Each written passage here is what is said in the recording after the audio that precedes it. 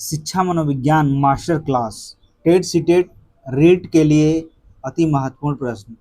जो भी TET CTET वाले छात्र हैं ये हमसे जुड़ जाएं, और जो छात्र नए हैं चैनल को सब्सक्राइब कर लें, और जो पुराने छात्र हैं थोड़ा उसको शेयर कर दें, जिससे कि अन्य किसी के पास ये वीडियो और पहुंच जाए।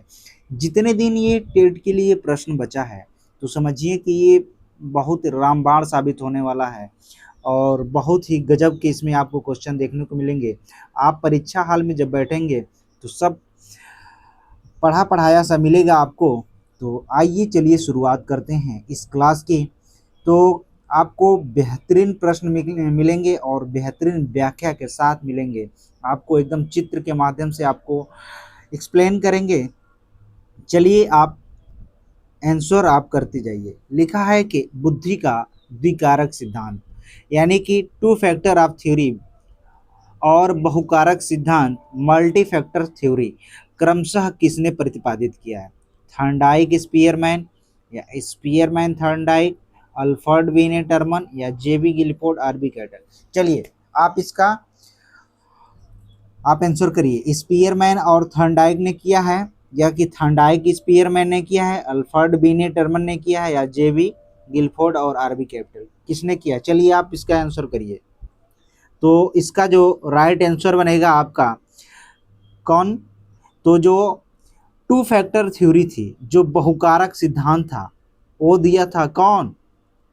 बहुकारक सिद्धांत जो दिया था वो दिया था थॉर्नडाइक। कौन दिया था? थॉर्नडाइक। और जो मल्टी फैक्टर थ्योरी थी वो स्पीयरमैन ने दिया था। ठीक, चलिए जो राइट आंसर बना था ऑप्शन नंबर बी।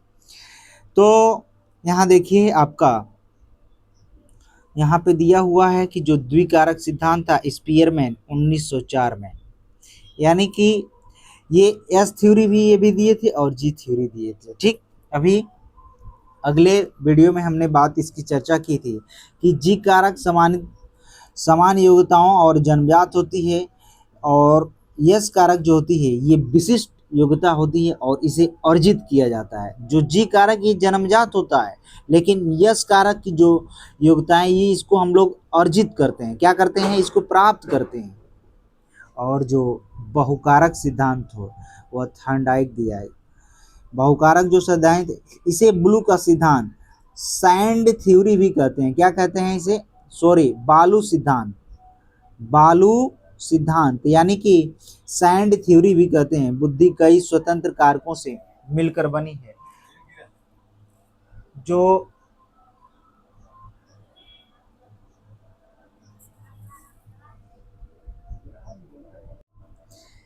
तो यहाँ से आपको बहुत अच्छे से समझ में आ रहा होगा। चलिए अगले क्वेश्चन की तरफ चलते हैं। अगला क्वेश्चन क्या कह रहा है कि जो टर्मन साहब थे, जो टर्मन की बुद्धि लब्धि आईक्यू तालिका के अनुसार 140 या उससे अधिक आईक्यू वाले व्यक्ति को किस श्रेणी में रखा गया है? तो सामान्य बुद्धि, मंद बुद्धि, प्रतिभाशाली या प्रखर बुद्धि। चलिए इसका आंसर करिए। जो इसका आंसर बनेगा राइट आंसर आप करिए पहले, इसके बाद हम आंसर करेंगे। तो आंसर बनेगा प्रतिभाशाली। कौन सा बनेगा? प्रतिभाशाली। चलिए अगला क्वेश्चन इसकी व्याख्या की तरफ चलते हैं। तो कौन सा आंसर सही है इसमें? प्रतिभाशाली। कौन सा? प्रतिभाशाली। देखिए ध्यान से देखिए, ये जो ग्राफ बना हुआ है, ये जो ग्राफ है ये आईक्यू यानी कि 71 से कम, यानी कि ये जड़ बुद्धि के लिए। ये जो 70 है और 70 से जो इधर दर्शा रहा है, आपको इधर देखने को मिल रहा है, ये वाला भाग जो है ये 70 से कम है। ठीक ना? तो ये जड़ बुद्धि के लिए है। ठीक, और जो ये ग्राफ उठ के यहाँ तक गया है, देखिए ध्यान से देखिएगा, पीले वाला भाग जो ये है ये 90 तक है। 91 से 110, ये जो फिर नीचे बन के आया है। 91 से 110 जो है ये है सामान्य बुद्धि आबादी, यानी लगभग इसमें 50% की आबादी आ जाती है। लगभग ये नॉर्मल सभी के पास होता है 91 से 110। और जो 110 से फिर जो 130 की तरफ जाती है ये केवल 2% में होती है। कितने में होती है? केवल 2% में होती है। और ये 140 से अधिक होती है, और ये प्रतिभाशाली बच्चे होते हैं। ये क्या होते हैं? प्रतिभाशाली बच्चे होते हैं। और इधर बुद्धि लब्धि का जो सूत्र है IQ बराबर MA बटा CA गुणे 100, मानसिक आयु बटा वास्तविक आयु गुणे 100। आगे की तरफ बढ़ते हैं। अगला क्वेश्चन क्या कह रहा है? अगला क्वेश्चन कह रहा है कि बाल विकास की किस अवस्था को, बाल विकास की किस अवस्था को खिलौने की अवस्था, टॉय एज भी कहा जाता है? किशोरावस्था, तो किशोरावस्था एकदम रॉन्ग है। उत्तर बाल्यावस्था, शैशवावस्था और गर्भावस्था। गर्भावस्था काट लीजिए, यानी कि देखिए 2 ऑप्शन ऐसे ही कट गए, यानी 50% आपके क्वेश्चन यहाँ पे सही हो गए। और जो हम बात करते हैं शैशवावस्था की, किसकी बात करते हैं? शैशवावस्था, उत्तर बाल्यावस्था। इसमें आपको बताना है जो शैशवावस्था की एज है 0 से 6 वर्ष होती है, और उत्तर बाल्यावस्था की जो एज होती है 0 से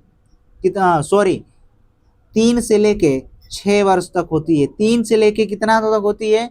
6 वर्ष तक होती है। चलिए आप आंसर कीजिए कि टॉय एज किसे कहा जाता है? आप आंसर करिए। अब आपको अच्छे समझ में आ गया होगा कि कौन सा उत्तर बाल्यावस्था सही होगा या शैशवावस्था सही होगा। चलिए, खिलौने का अवस्था किसे कहा जाता है? तो कौन सा इसका राइट आंसर होगा? Option number B. चलिए आगे की तरफ बढ़ते हैं। सॉरी शैशवावस्था, सॉरी कौन सा इसका आंसर होगा? इधर शैशवावस्था होगा इसका राइट आंसर। इसको हम एक ही बार में इरेज कर देते हैं।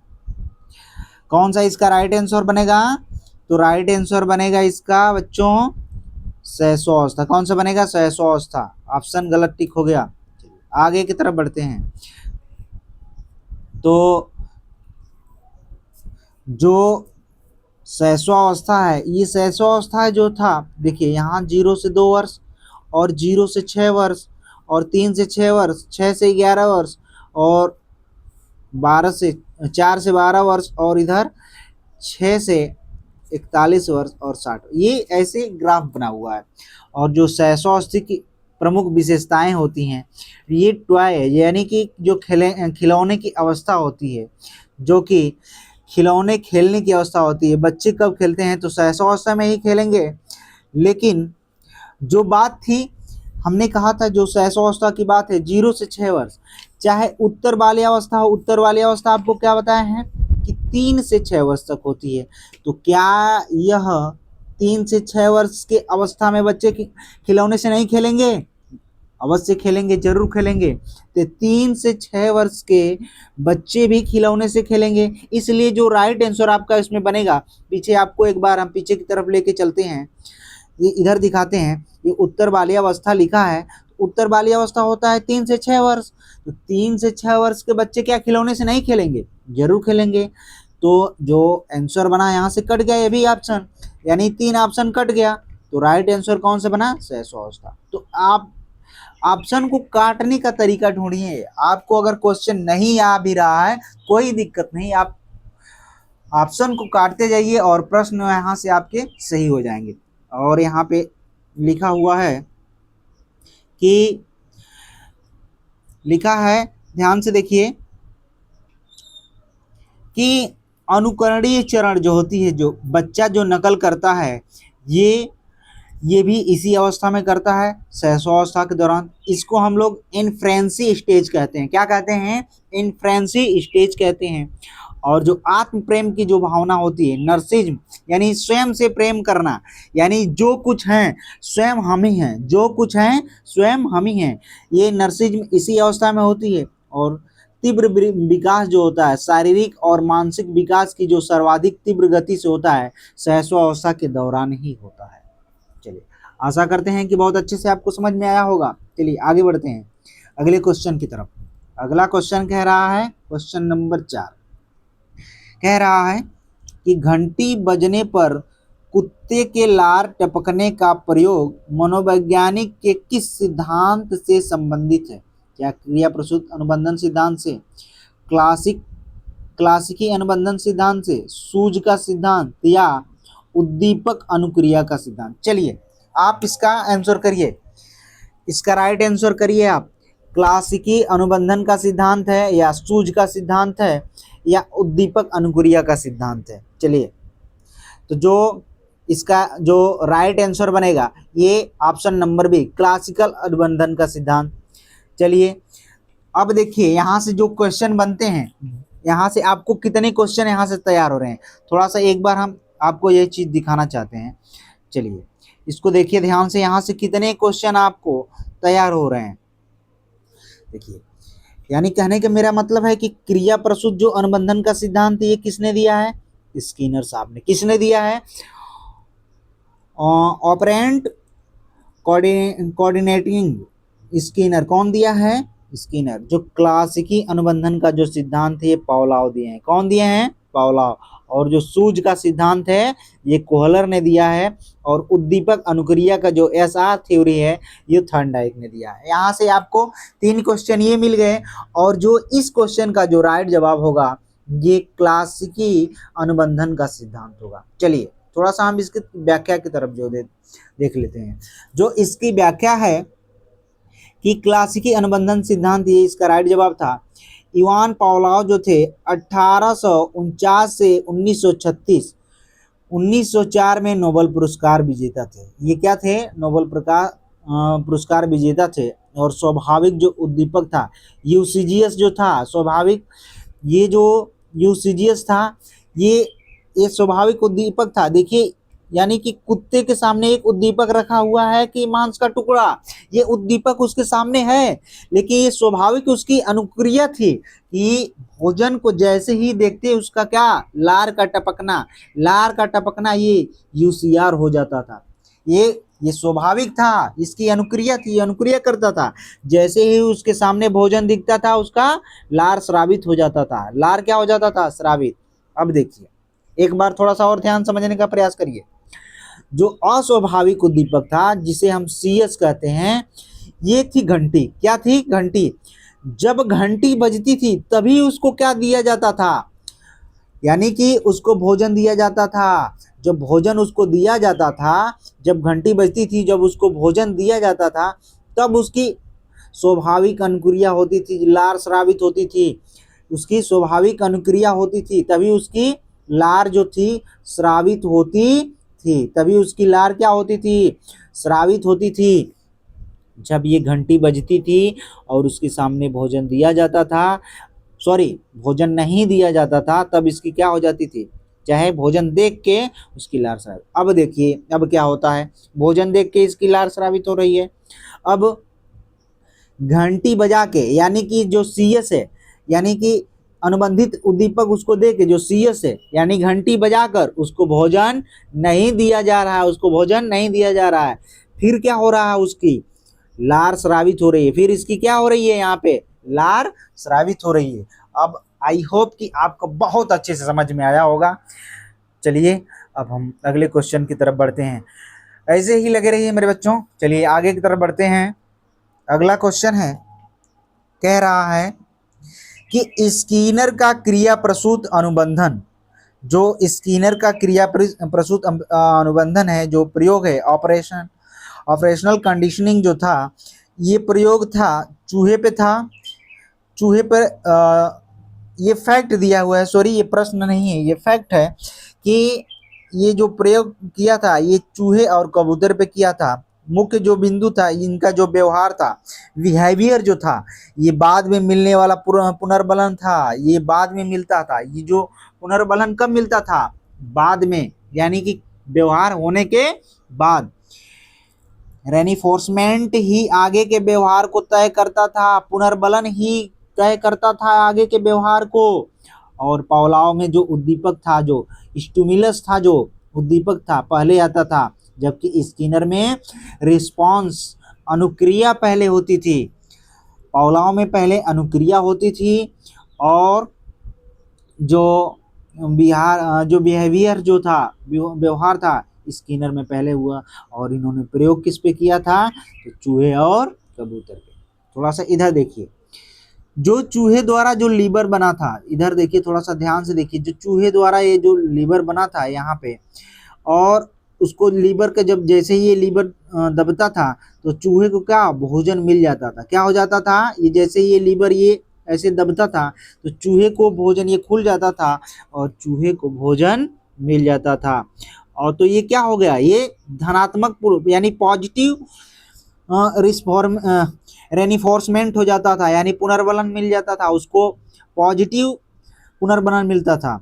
और इसके बाद बिहेवियर रिपीटेड, व्यवहार की पुनरावृत्ति होती थी, ये पुनः वही क्रियाएं होती थी और फिर बार बार यही रिपीटेड होता था, बार बार यही क्रियाएं। चलिए आगे की तरफ अगला क्वेश्चन है। अगला क्वेश्चन क्या कह रहा है, क्वेश्चन ही नहीं अभी ये व्याख्या ही चल रही है, व्याख्या फिर से देख लेते हैं कि लिखा है कि बाल विकास एवं अधिगम का महासार, जो डेवलपमेंट होता है, जो विकास होता है, उम्र के साथ शरीर व मानसिक का बढ़ना, स्वास्थ्य यानी टॉय एज, और व्यक्तित्व जो पर्सनालिटी होती है, इन तीनों तत्वों की अंतः क्रिया एक ही बालक के संपूर्ण व्यक्तित्व का निर्माण करती है, बुद्धि की और अधिगम की। बुद्धि में क्या है, समस्याओं को हल करने की क्षमता जो है स्पीयरमैन और थॉर्नडाइक, और इसके बाद जो अधिगम लर्निंग जो सीखना है, अनुभव द्वारा व्यवहार का परिवर्तन, ये पॉलाव और स्किनर ने दिया है। ठीक ना, यानी कहने का मतलब ये था, इसका एक बार ध्यान से समझिएगा, कहने का मतलब ये था इसका कि जो डेवलपमेंट जो था, ये जो विकास है जिसकी हम बात करते हैं, जो विकास है, ये उम्र के साथ शरीर और मानसिक को बढ़ना, ये होता है टॉय एज, ठीक ना। और व्यक्तित्व जो पर्सनालिटी है, ये व्यक्तित्व अंतः क्रिया एक बालक की संपूर्ण व्यक्तित्व का निर्माण करती है, और साथ ही साथ जो समस्याओं को हल करने की जो क्षमता है, ये स्पीयरमैन और थॉर्नडाइक के पास थी, इन्होंने दिया था इस प्रतिपादन को। और जो अधिगम जो अनुभव द्वारा व्यवहार में परिवर्तन है होता है, ये स्किनर साहब ने दिया था। आपको आई होप कि बहुत अच्छे से समझ में आया होगा। और आपका स्कोर कितना इसमें से बना, आप कमेंट बॉक्स में इसका आंसर आप ज़रूर बताएं। अगर ये वीडियो आप लोगों को अच्छी लगी हो तो ज़्यादा से ज़्यादा इस वीडियो को भी आप शेयर करेंगे, जिससे कि और लोगों के पास पहुँचे। और आपसे एक विनम्र निवेदन है कि आप एक लाइक ज़रूर करके जाएं, जिससे कि हमको मोटिवेशन मिले। पूरा वीडियो देखने के लिए आप लोगों को बहुत बहुत धन्यवाद।